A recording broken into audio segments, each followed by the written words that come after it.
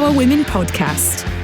For your career and your life, no matter what business you're in. Hello, and welcome to the second episode of our We Power On season of the Northern Power Women podcast. I'm your host, Simone Roche, and last month we hosted the Northern Power Women Awards, a celebration we take pride in which these awards are never for one night. The legacy and the storytelling of these role models lasts well past the end of the awards ceremony. That's what this We Power On season is all about. Over the next few episodes, we'll be powering on with the legacy of Northern Power Women Awards, inspiring you with stories about how we're cracking on and keep you updated on the latest from the Power Collective. And this week, I'm joined by the incredible Michelle Barry, who is the Director of Product and Development at global cyber security expert NCC Group, where she leads a team of product professionals and software engineers. My goodness, that is such a role. Originally, Michelle started her career in finance. However, she soon transitioned to product and development roles where she could really apply her love of problem solving, commercial acumen and product innovation into game-changing solutions. We all need some of those. Mentoring, which we are massive fans and advocates are, features a lot through Michelle's career. The opportunity to guide, motivate and encourage people to blossom is a particular passion, and her recent mental health first aider training has been incredibly positive experience. Passionate people supporter who drives positive change in everything she does, using fairness as her North Star and guiding light. Oh, I love that. I can see a graphic of that already. And alongside all this, we're delighted to welcome Michelle onto this year's 2022 Northern Power Women Power List. Michelle, welcome to the Northern Power Women podcast. Hello, absolutely delighted to be here. And what an introduction. So thank you for having me. Do you know, we always get that, I get phenomenal humans like yourself on the podcast, and it's always like, oh my gosh, yes, you forget you've done all that till we harass and corral you into a bio, right?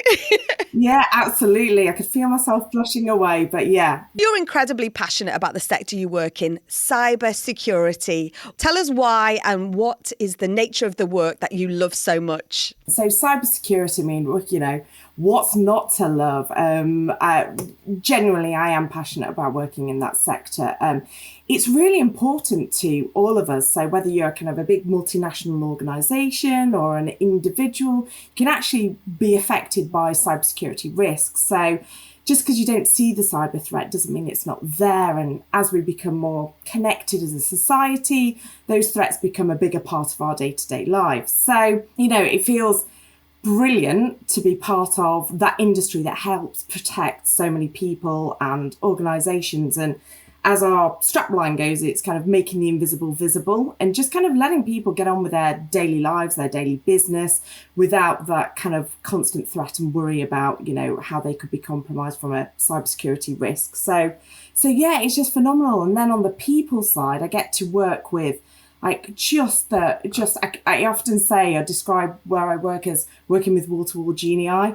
Just honestly, the conversations I have and the creative, technical conversations are just phenomenal. So for a product person, it's just absolutely divine to work in that space because you're never short of that creative conversation that could actually be the next big thing that could really, really help, millions of people globally. So yeah, it's not hard to be passionate about working in cybersecurity. I love it actually, and it's interesting because we straight after the awards we went into 3 days of our Power Up mentoring, and I think one of the things for me is almost highlighting everyone has a different story. Everyone has a different pathway. And it's really, the best thing is always to try and find your own. You don't have to copy someone else's. And, we talked at the start about, you started in finance. So how did you get into this amazing cybersecurity world, which is wall-to-wall genii? I love that. Yeah, it was an interesting one, really, because I started off in finance and really found that the part of finance that I really, really loved was kind of the commercial finance side. So it's just kind of that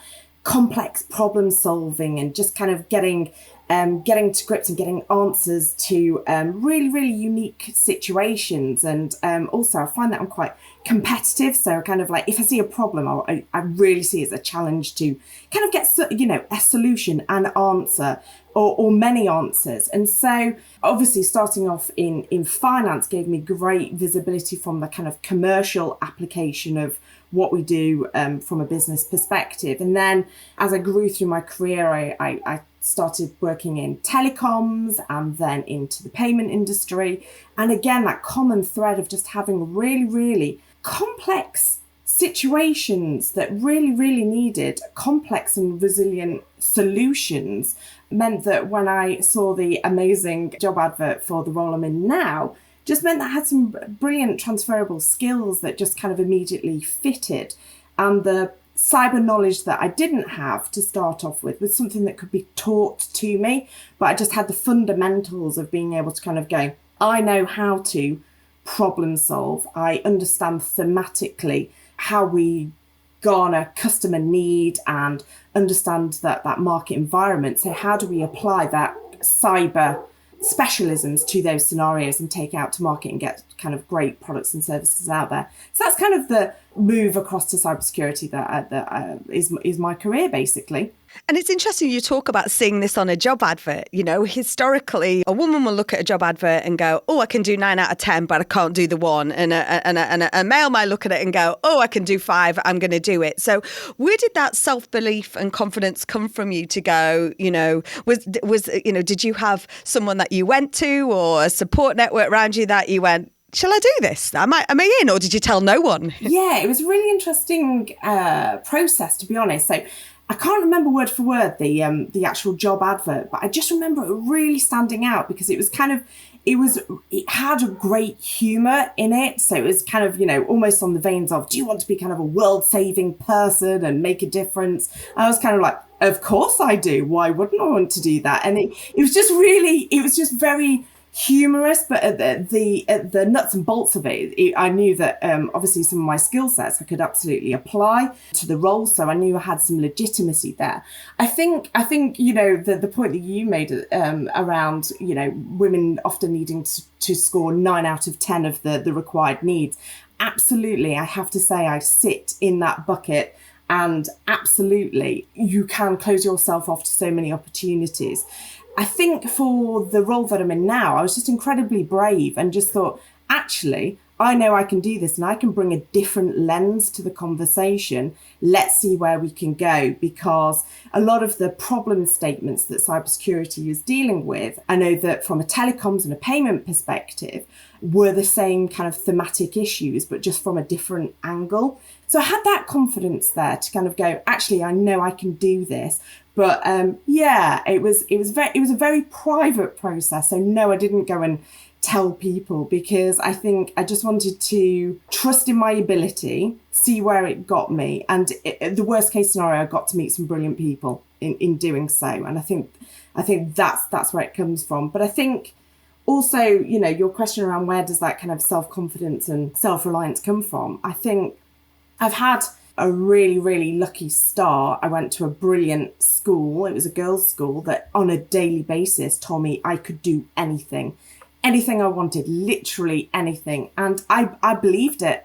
And I just kind of held on to that belief of going, no, I've been taught, I know, I've got my qualifications, and I've been told on a regular basis I can do anything. And I think it's just kind of stayed with me. And again, going back to the problem solving aspect, it's not easy, but there are always ways. And so sometimes it's not necessarily that straight path that you have to go. It's kind of a little bit, I call it a little bit loopy circles, but you get there in the end. So that's kind of my perspective on it anyway. And you learn something with every experience, I think, don't you? You know, it's sometimes you can look at it and think, oh gosh, I'm not sure why this is happening. Or like you say, I love your loopy circles. I love the idea of that. But you learn everything in that loopy circle, don't you? You learn as you go.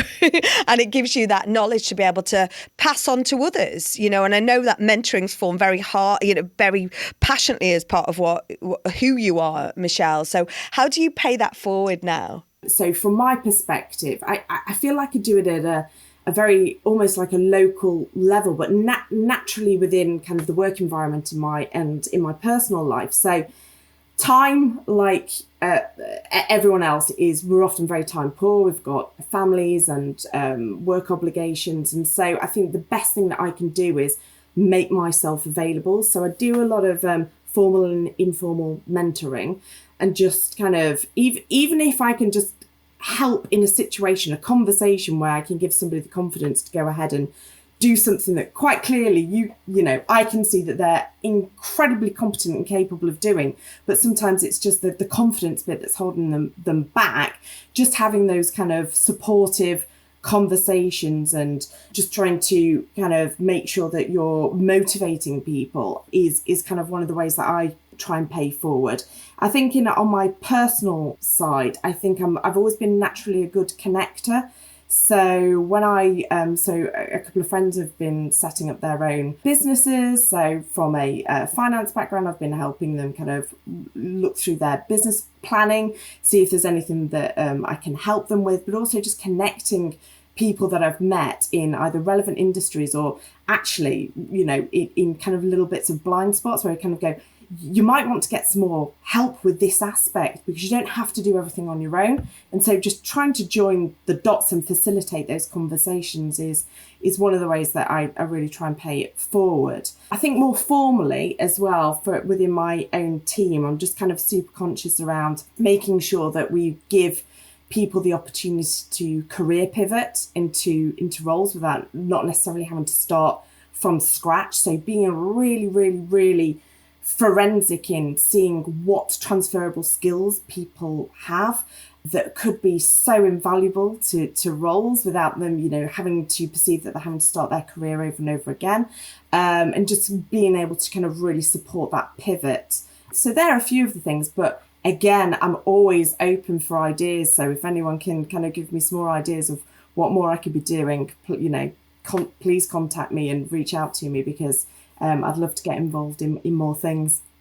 And that's interesting. I think if you want something doing or you need help, you always go to the busy people because they'll always make time. And it seems to me that everything you're doing is very intentional as well and very purposeful, whether it be, because sometimes I think, people think, gosh, I'm stuck here or where do I go? And I think the fact that you're matchmaking and unblocking and adding sort of that insight, I think is so important. And especially when, we talk about, there's not enough women in science, technology, engineering, arts and maths and stuff. But tell us what is great about tech as a career for women. For those people who are on the edge of that pivot, what would you say, Michelle? It's almost, without sounding flippant, it's almost where do you start? Because, obviously tech can fall into so many disciplines and just so many opportunities. I just think, obviously, as cyber becomes more prevalent in our future lives, as I mentioned before, as we become more connected, everything we do is going to intrinsically link to tech somehow, whether it's the cyber lens, whether it's being a developer and building, anything from, healthcare software through to games or whatever it may be. It can just touch so many different parts of the universe, really.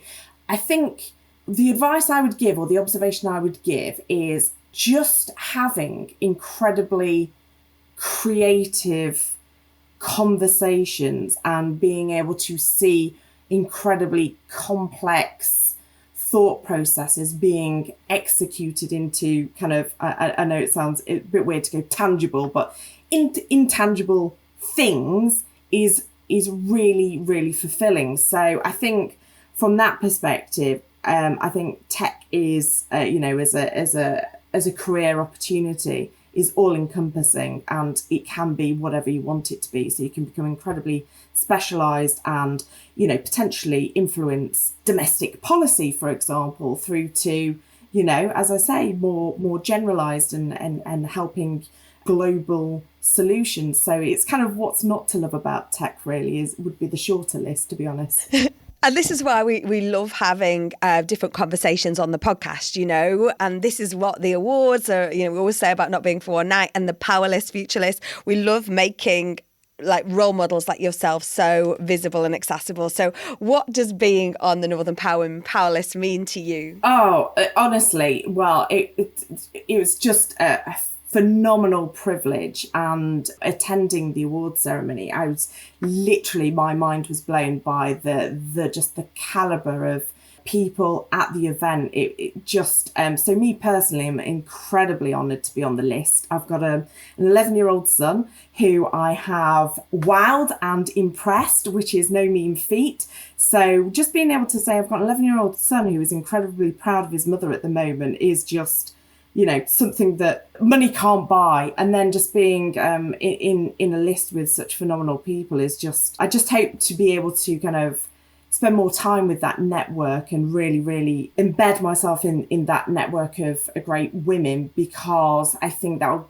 give me an opportunity to develop and grow as well. So I think it's just that kind of shared learning. And honestly, the Futures List, I was lucky enough to sit on a table that had both Future List awardees and Power List. And honestly, I just could not believe some of the amazing activities that were happening. So yeah, it means a lot. Really, really does mean a lot. Oh, and as you may or may not know, once you're in the Power List, you're always in the Power List. That for us, you could go and run off to the other side of the world, but you'll still be on our Power List. Michelle, we're so delighted you've taken time to join us today, share your insight, your knowledge, your side hacks to navigating your career. Thanks, Michelle, for joining us. No problem. Thank you. And thanks to you for tuning in today. If you love our episodes, let us know by rating, reviewing and subscribing to the podcast. Let your friends know, or reach out to us on socials, or drop us a line, old school, podcast@northernpowerwomen.com.